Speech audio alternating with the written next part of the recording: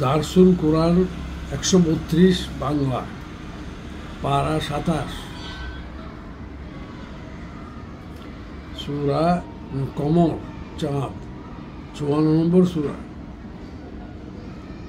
আজ মঙ্গলবার ২০২৫। আলোচ্য আয়াত ২৩ থেকে ৫৫। প্রস্তাবনায় অধ্যাপক মোহাম্মদ আবু সাদেক, বাংলাদেশ। দেশ ও বিদেশে অবস্থানত আমার ভাই বোনেরা, আসসালামু আলাইকুম ওয়া রাহমাতুল্লাহি ওয়া বারাকাতুহু। আলহামদুলিল্লাহি ওয়া সালামুন আলা ইবাদিহিল্লাযীনা ইসতাফা। আউযু বিল্লাহি মিনাশ শাইতানির রাজীম। বিসমিল্লাহির রহমানির রহিম। এখন সূরা কমরের ২৩ থেকে ৪০ নম্বর আয়াতের তালাওয়াত ও তরজমা ইন্টারনেট থেকে পেশ করা হচ্ছে। কোন চিন্তাশীল আছে কি? কাযযাবাত সামুদ বিন-নুযুর। সামুদ সম্প্রদায় সতর্ককারীদের প্রতি মিথ্যা আরোপ করেছিল। ফাকালু আবাশারাম মিন্না ওয়াহিদান নাত্তাবিউহু ইন্না ইযাল লাফি দালালিন ওয়া সুউর। তারা বলেছিল, আমরা কি আমাদেরই একজনের অনুসরণ করব? তবে তো আমরা বিপদগামী ও বিকারগ্রস্ত রূপে গণ্য হব। আউলকিয়া যিকরু আলাইহি মিন বাইনিনা বাল হুয়া কাযযাবুন আশির। আমাদের মধ্যে কি তারই প্রতি উপদেশ নাজিল করা হয়েছে? বরং সে একজন মিথ্যাবাদী, দাম্ভিক। সায়ালামুনা গাদাম মানিল কাযযাবুল আশির। এখন আগামী কল্যই তারা জানতে পারবে কে মিথ্যাবাদী, দাম্ভিক। ইন্না মুরসিলুন নাকাতি ফিতনাতাল লাহুম ফারতাকিবহুম ওয়াসতাবির। আমি তাদের পরীক্ষার জন্য এক উষ্ট্রী প্রেরণ করব, অতএব তাদের প্রতি লক্ষ্য রাখো এবং সবর করো। ওয়ানাব্বিহুম আন্নাল মা'a কিসমাতুন বাইনাহুম কুল্লু শিরবিন মুহতাদার। এবং তাদেরকে জানিয়ে দাও যে তাদের মধ্যে পানির পালা নির্ধারিত হয়েছে এবং পালাক্রমে উপস্থিত হতে হবে। ফানাদাউ সাহিবাহুম ফাতাআতা ফাআকার। অতঃপর তারা তাদের সঙ্গীকে ডাকল, সে তাকে ধরল এবং বধ করল। ফাকাইফা কানা আযাবি ওয়া নুযুর। অতঃপর কেমন কঠোর ছিল আমার শাস্তি ও সতর্কবাণী। ইন্না আরসালনা আলাইহিম সাইহাতান ওয়াহিদাতান ফাকানু কাহাশীমিল মুহতাযির। আমি তাদের প্রতি একটি মাত্র নিনাদ প্রেরণ করেছিলাম, এতেই তারা হয়ে গেল শুষ্ক শাখা পল্লব নির্মিত দলিত খোঁয়াড়ের ন্যায়। ওয়ালাকাদ ইয়াসসারনাল কুরআনা লিযিকরি ফাহাল মিন মুদ্দাকির।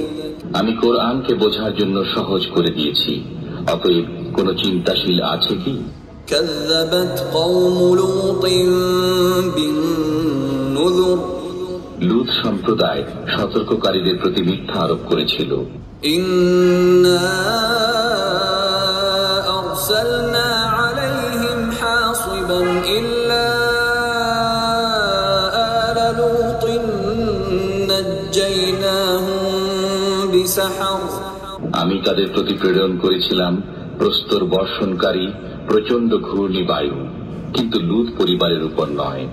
আমি তাদেরকে রাতের শেষ প্রহরে উদ্ধার করেছিলাম।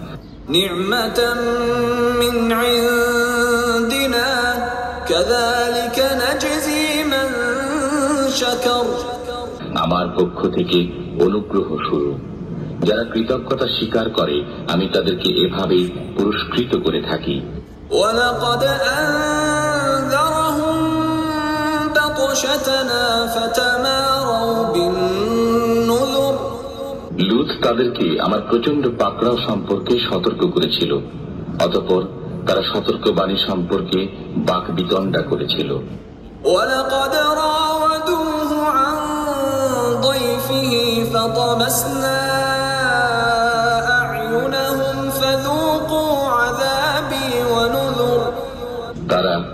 লূত আলাইহিস সালামের কাছে তার মেহমানদেরকে দাবি করেছিল, তখন আমি তাদের চক্ষু লোভ করে দিলাম।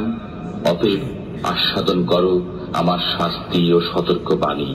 ولقد صبحهم بكرة عذاب مستقر তাদেরকে প্রত্যুষে নির্ধারিত শাস্তি আঘাত এনেছিল।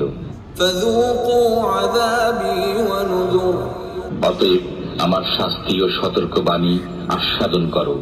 ولقد يسرنا القرآن للذكر فهل من مدكر আমি কোরআনকে বুঝবার জন্য সহজ করে দিয়েছি, অতএব কোনো চিন্তাশীল আছে কি?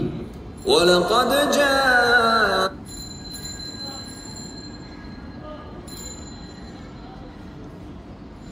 23 থেকে 40 নম্বর আয়াতে বলা হয়েছে, মক্কার কাফেররা রসুল সাল্লাল্লাহু আলাইহি ওয়াসাল্লামের বিরোধিতায় বাড়াবাড়ি করতে শুরু করলে আল্লাহ তাদেরকে সামুদ জাতির ধ্বংসের কারণ ধ্বংসীরা কত ভয়াবহ ছিল তা বর্ণনা করে তাদের সতর্ক করে দিয়েছিলেন, যাতে কিয়ামত পর্যন্ত আগত লোকেরা তাদের নবী ও আসমানি কিতাব অগ্রাহ্য করলে কোনো না কোনোভাবে তাদেরও আল্লাহর গজব নেমে আসবে। বর্তমানে সর্বশেষ ও সর্বশ্রেষ্ঠ আসমানি কিতাব আল কোরআন ও সর্বশ্রেষ্ঠ ও সর্বশেষ নবী হযরত মুহাম্মদ মুস্তাফা সাল্লাল্লাহু আলাইহি ওয়াসাল্লাম সুন্নাহ অনুসরণই কিয়ামত পর্যন্ত আল্লাহর গজব থেকে বাঁচার একমাত্র উপায়। সালেহ আলাইহিস সালাম যখন তার জাতির লোকদের পরকাল ও তার ভয়াবহতা অর্থাৎ মৃত্যুর পুনর্জীবন লাভ ও পার্থিব জীবনের কর্মকাণ্ডের হিসাব আল্লাহর এজলাসে দিতে হবে, আর তা না মানলে সালেহ ইসলামের নবুয়ত মেনে না নিলে তাদের পরিণাম অত্যন্ত ভয়াবহ হবে।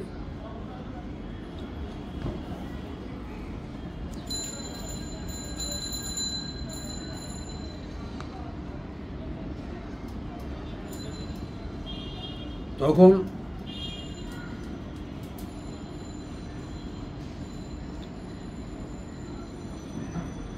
ওই জালেম গোষ্ঠী সুবিধাবাদী ক্ষমতাসীন ও নেতা নেত্রীও তাদের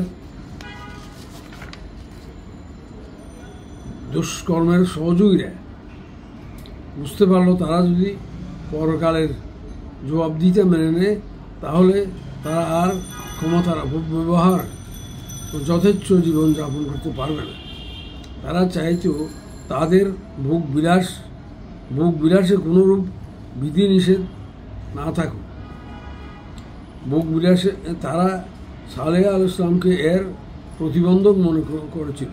তখন তারা সাধারণ লোকদের যাতে সালেহ আলাইহিস সালামের প্রচারে প্রভাবিত না হয় তাই সালেহ আলাইহিস সালামকে তারা পাগল বিভ্রান্ত লোক বলে অপপ্রচার চালাতে লাগলো। তারা আরও বলতে লাগলো, সে তো একজন নিঃসঙ্গ লোক, তার কোনো তেমন সহায় সম্বল নেই যে তার অনুসরণ করতে হবে। আল্লাহ তার মতো একজন নিঃস্ব ও প্রভাবহীন লোককে কেন নবী করে পাঠালেন? আসলে সে একজন মিথ্যাবাদী ও বিভ্রান্ত লোক। তারা দাবি করল আর নবী হবার প্রমাণ হিসেবে পাহাড় থেকে একটি গর্ভবতী উটনি বের করে তৎক্ষণাৎ বাচ্চা দিবে ও তার থেকে তারা দুধ পান করবে, তাহলেই তারা তাকে নবী হিসাবে মেনে নেবে। সালেহ আলাইহিস সালাম আল্লাহর কাছে এর জন্যে আবেদন করলে তখনই আল্লাহ তাদের দাবি অনুরূপ উটনি পাঠালেন। তবে আল্লাহ তাদের জন্য এই উটনিকে এক মহাপরীক্ষা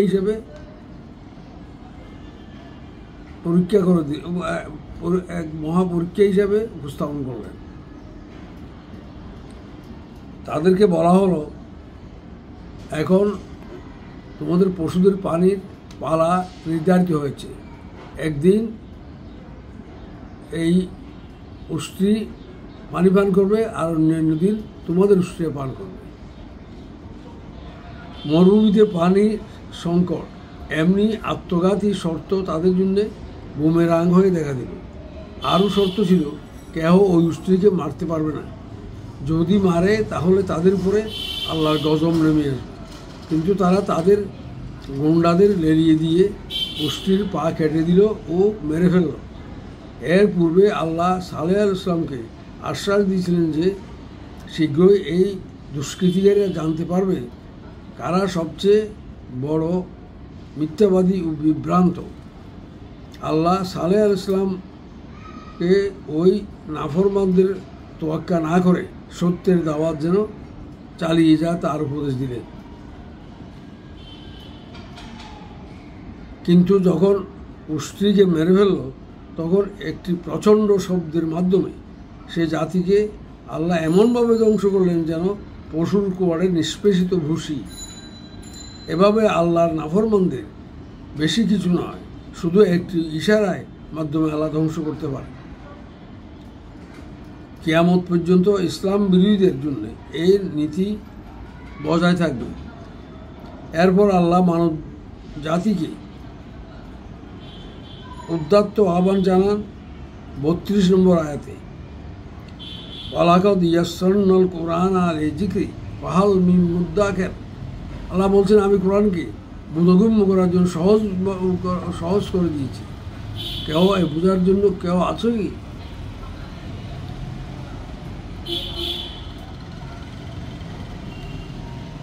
তিনি আল কোরআনকে অনুধাবন করার জন্য অতি সহজ বুদ্ধ করে দিয়েছেন, যাতে পরকালীন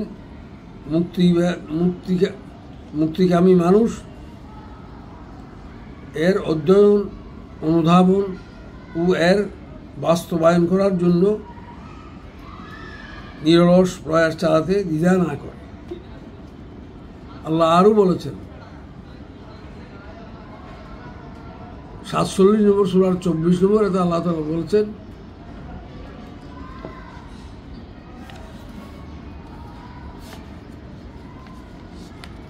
তাদের কি হয়েছে, তারা কি কোরআন নিয়ে চিন্তা গবেষণা করে না, নাকি তাদের দিলে তারা বলেছে আফলা ইয়াতাদাব্বারুন কোরআন।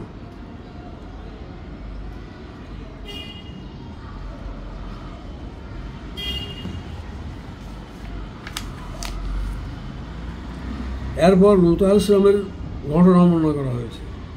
তার জাতির দুষ্কৃতিকারী লোকেরা ঘৃণ্য সমকামিতায় লিপ্ত ছিল, যা অন্য কোনো জাতি করেনি। তাই লূত আলাইহিস সালাম তাদেরকে আল্লাহকে ভয় করতে ও ওই অপকর্ম থেকে ফিরে আসতে আহ্বান জানান এবং তাদের হুঁশিয়ার করে দেন, যদি তারা ফিরে না আসে তাহলে তাদের উপরও আল্লাহর গজব নেমে আসবে। কিন্তু তারা লূত আলাইহিস সালামকে হীনবল মনে করে তার সতর্কবাণীকে উপেক্ষা করে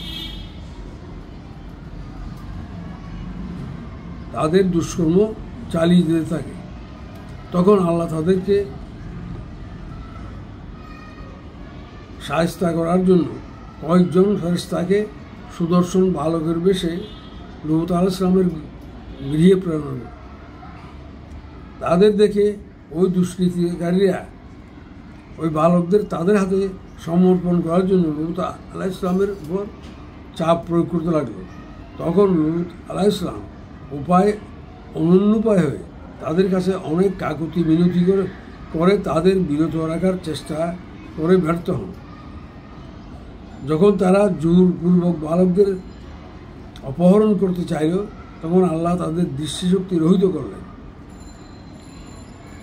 আর লূত আলাইহিস সালাম ও তার অনুসারীদের সব ভোরবেলায় স্থান ত্যাগ করতে বলেন।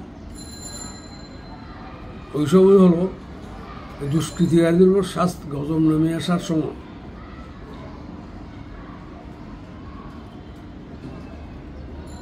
এভাবে লূত আলাইহিস সালাম এবং তার অনুসারীরা চলে যাওয়ার পরে ভোর হতে না হতেই এই দুষ্কৃতিপরায়ণ জাতির উপরে ভয়াবহ গজব হিসাবে শিলাবৃষ্টি, ভূমিকম্প ও আগ্নেয়গিরির অগ্নুৎপাত নেমে আসে, ফলে বর্তমান জর্দান নগরী তলিয়ে যায় ও মৃত সাগরের সৃষ্টি হয়। এর পানি এত লবণাক্ত যে এত কোনো প্রাণী বাস করতে পারে না এবং এখানে কোনো মানুষ ডুব দিতে পারে না। এই ধ্বংস এলাকায় আল্লাহ ভবিষ্যৎ জাতির জন্য শিক্ষণীয় বিষয় করে রেখেছেন, কিন্তু বর্তমান মুসলমানরা তা থেকে শিক্ষা গ্রহণ করতে প্রস্তুত নয়, বরং কাফেরদের দেখা দেখি সমলিঙ্গীয় বিয়ের দাবি উপস্থাপন করতে দুঃসাহস করছে। কিন্তু আল্লাহ তাআলা বলছেন, যাহারাল ফাসাদু ফিল বাররি ওয়াল বাহারি মারে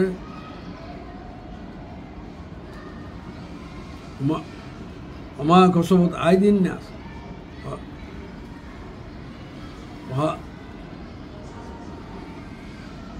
জাহারুল ফাসাদু ফিল বাররি ওয়াল বাহারি বিমা কসবত আইদিন নাস ইউজাকাহুম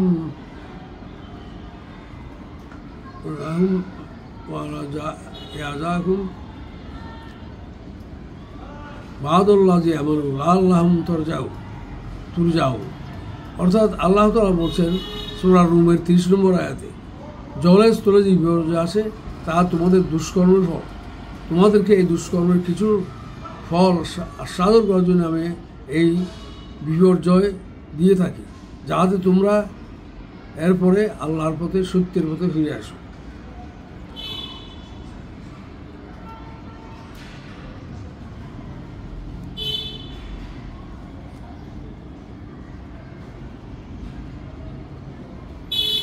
আবার 40 নম্বর আয়াতে, এই সূরার 40 নম্বর আয়াতে আল্লাহ তার সেই উদ্দাত্ত আহ্বান পুনরায় ব্যক্ত করেন, ওয়ালাকাদ ইয়াসসারনাল কুরআনা লিযিকরি ফাহাল মিন মুদ্দাকির।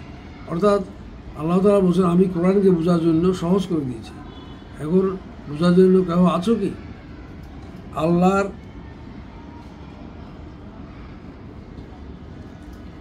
কিন্তু ওই সমস্ত জাতির ধ্বংসলীলার কাহিনী শুনেও তারা ইসলাম চায়, কিন্তু বর্তমান মুসলিম জাতিরা 56টা মুসলিম রাষ্ট্রে তারা ইসলাম চায়, কিন্তু ইসলামী শাসন চায় না।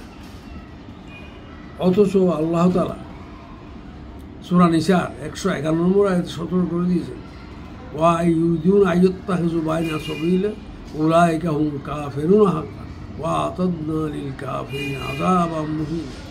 আল্লাহ তাআলা বলেছেন, যারা ইসলাম ও কুফর মিশিয়ে রাষ্ট্র পরিচালনার বিচার ব্যবস্থার জন্য নতুন কোনো পথ বের করে, তারাই হচ্ছে নিঃসন্দেহে নিরেট কাফের, সন্দেহাতীত ব্যবহার, এবং তাদের জন্য আমি যন্ত্রণাদায়ক অপমানজনক শাস্তি প্রস্তুত করে দিয়েছি। কিন্তু বর্তমান মুসলিম শাসক গোষ্ঠী বিচারকরা তার তোয়াক্কা করছে না। তারা ইসলাম চায়, নামাজ রোজা ব্যক্তিগত জীবনে ইসলাম কায়েম করেছে, রাষ্ট্রীয় জীবনে ইসলাম কায়েম করার বিরোধিতা করে।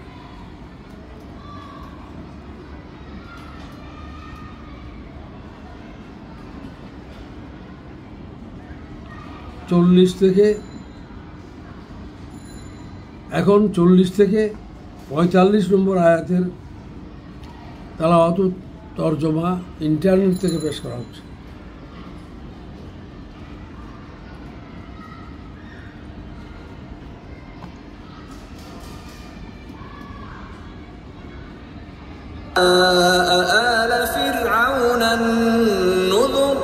ফিরআউন সম্প্রদায়ের কাছেও সতর্ককারীগণ আগমন করেছিল। كذبوا بآياتنا كلها فأخذناهم أخذ عزيز مقتدر। তারা আমার সকল নিদর্শনের প্রতি মিথ্যা আরোপ করেছিল, অতঃপর আমি পরাভূতকারী পরাক্রমশালীর ন্যায় তাদেরকে পাকড়াও করলাম। أكفاركم خير من أولئكم أم لكم براءة في الزبر। তোমাদের মধ্যকার কাফিররা কি তাদের চাইতে শ্রেষ্ঠ, না তোমাদের মুক্তির সনদপত্র রয়েছে কিতাব সমূহে?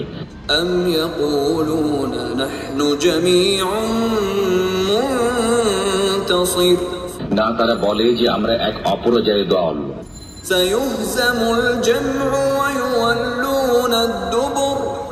এই দল তো সত্তরই পরাজিত হবে এবং পৃষ্ঠ প্রদর্শন করবে। بل الساعة موعدهم والساعة أدهى وأمر বরং কিয়ামত তাদের প্রতিষ্ঠিত সময় এবং কিয়ামত ঘোরতর বিপদ ও তীব্রতর। إن المجرمين في ضلال وسعر নিশ্চয়ই অপরাধীরা পথভ্রষ্ট ও বিকারগ্রস্ত। يوم يسحبون في النار على وجوههم ذوقوا مس سقر যেদিন তাদেরকে মুখ ছেঁচড়িয়ে টেনে নেওয়া হবে জাহান্নামে, বলা হবে অগ্নির খাদ্য আস্বাদন করো। إنا كل شيء خلقناه بقدر আমি প্রত্যেক বস্তুকে পরিমিত রূপে সৃষ্টি করেছি। وما أمرنا إلا واحدة كلمح بالبصر আমার কাজ তো এক মুহূর্তে চোখের পলকের মতো। ولقد أهلكنا أشياعكم فهل من مدكر আমি তোমাদের সমমনা লোকদেরকে ধ্বংস করেছি, অতএব কোন চিন্তাশীল আছে কি? وكل شيء فعلوه في الزبر তারা যা কিছু করেছে সবই আমলনামায় লিপিবদ্ধ আছে। وكل صغير وكبير مستطر ছোট ও বড় সবই লিপিবদ্ধ। إن المتقين في جنات ونهر আল্লাহ ভীরুরা থাকবে জান্নাতে ও নিচ্ছরিণীতে। في مقعد صدق عند مليك مقتدر যোগ্য আসনে সর্বাধিপতি সম্রাটের সান্নিধ্যে।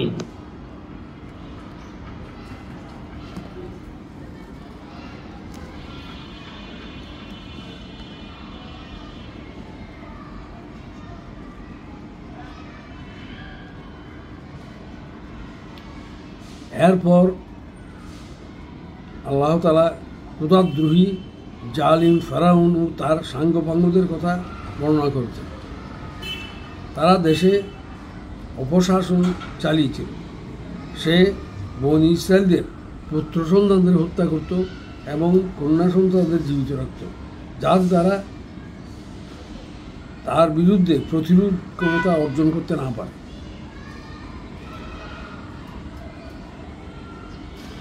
ওই সব শাসক গোষ্ঠী সাধারণ মানুষকে নির্যাতন ও ভয়ভীতি দেখি তাদের সাধ্যের অতীত কঠিন কাজ করতে বাধ্য করত। ওইভাবে তারা পিরামিডের মতো প্রকাণ্ড পাথর দ্বারা গঠিত স্থাপত্য নির্মাণ করেছিল, যা এখন মিশরে পিরামিড হিসেবে আছে। এই কাজে কত শ্রমিক মারা গেছে তার কোনো ইয়াত্তা নেই। ফেরাউন তার সেনাবাহিনী ধরাকে সরা জ্ঞান করতেছিল, তাই তাদের সংশোধনের জন্য হযরত মূসা আলাইহিস সালামকে আসমানি কিতাব তওরাত ও কিছু অলৌকিক মুজজা দিয়ে তার কাছে প্রেরণ করেন। কিন্তু এই জালিম গোষ্ঠী সত্যের আহ্বানে সাড়া না দিয়ে ওই মুজজাকে জাদু বলে উড়িয়ে দেয় এবং মূসা আলাইহিস সালাম ও হারুন আলাইহিস সালামকে জাদুকর বলে প্রচার চালাতে থাকে, যাতে সাধারণ মানুষ তাদের দেখা সাড়া না দেয়। কারণ মূসা আলাইহিস সালামকে হত্যার হুমকি দিলে আল্লাহ তাকেও তার সঙ্গী সহ ভোরবেলায় ওই দেশ ত্যাগ করতে বলেন, কারণ ফেরাউনের গোষ্ঠী তাদেরকে অনুসরণ করবে। যখন মূসা আলাইহিস সালাম এবং তার অনুসারীরা লোহিত সাগরের কিনারে উপস্থিত হলো, তখন এত বড় সাগর দেখে কীভাবে তারা এই সাগর পার হবে সেই জন্য তার অনুসারীরা ভয় বিবল হলে মুসলাম বললেন যে ভয় পেও না, আল্লাহ আমাদের সাথে রয়েছে। তখন আল্লাহ মূসা আলাইহিস সালামকে তার লাঠি দ্বারা সাগরে আঘাত করতে পারেন, তাতে ওই সাগরে বনী ইসরাঈলদের 12টি গোত্র ছিল, 12টি শুষ্ক রাস্তা তৈরি হয়ে যায়। তখন তারা নিরাপদে লোহিত সাগর পার দিয়ে অপর পারে চলে যায়। এটা দেখে ফেরাউন তার সেনাবাহিনী ওই রাস্তা দিয়ে পার হওয়ার চেষ্টা করলে মধ্যসাগরে পৌঁছার পর দুই দিকের পানি মিলিত হয়ে তাদেরকে সেখানে নির্মমভাবে ডুবিয়ে মারে।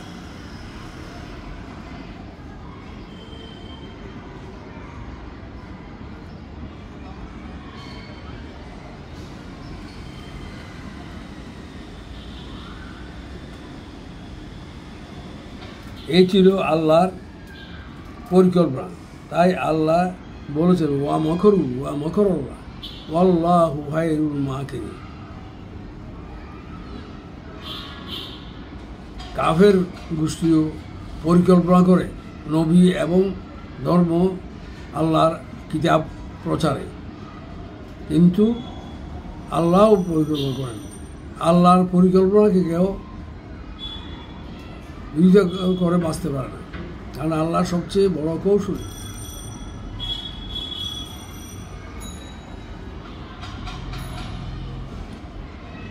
আল্লাহ কোরআনের বিভিন্ন জায়গায় বলেছেন তিনি সার্বক্ষণিক সবাইকে পর্যবেক্ষণ করছেন।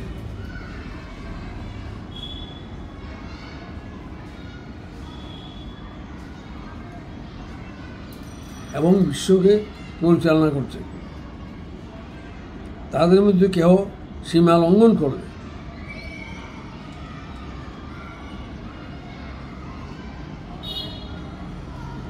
কোনো না কোনোভাবে তাদেরকে শাস্তি দিয়ে থাকে।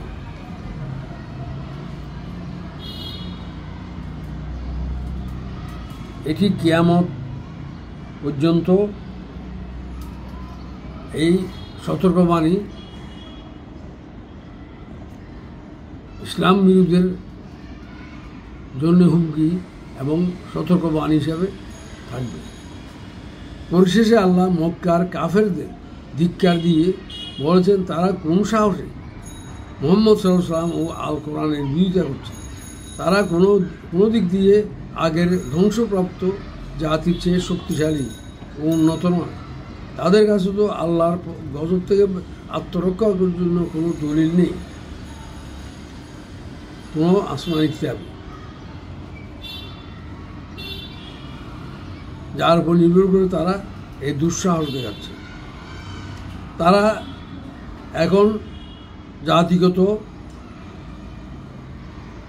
মেকি আত্মম্বরিতা নিমগ্ন রয়েছে এবং মনে করছে তারা মুহাম্মদ সাল্লাল্লাহু আলাইহি ওয়াসাল্লামের সাবধানবাণী উপেক্ষা করছে। অথচ শীঘ্রই এমন একদিন আসবে যখন তারা পালাবার পথ পাবে না।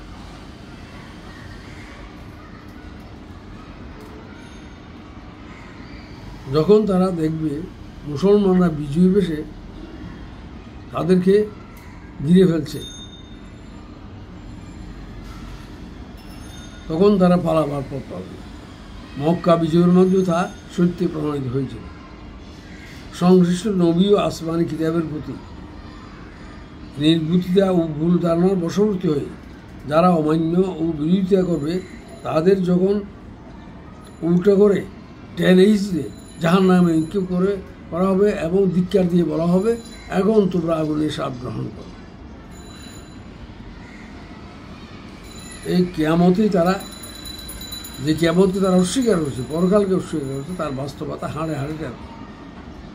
আল্লাহ এই বিশ্বকে একটি মহৎ উদ্দেশ্যে লক্ষ্য নিয়ে সৃষ্টি করেছে।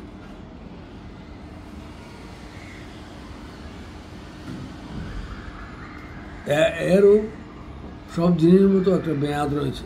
মেয়াদ শেষ হওয়ার সাথে সাথে আল্লাহর ইশারায় প্রথম সিংহা ফুৎকারের সাথে এ বিশ্ব চুনমার হয়ে যায়, ধ্বংস হয়ে যাবে।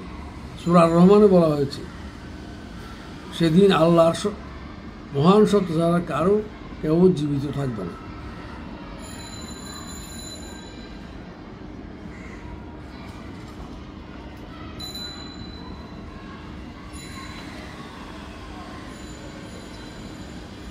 তা সবার আমলনামা ছোট বড় সব কিছু লিপিবদ্ধ করা হয়েছে এবং তা আল্লাহর কাছে সুরক্ষিত রয়েছে।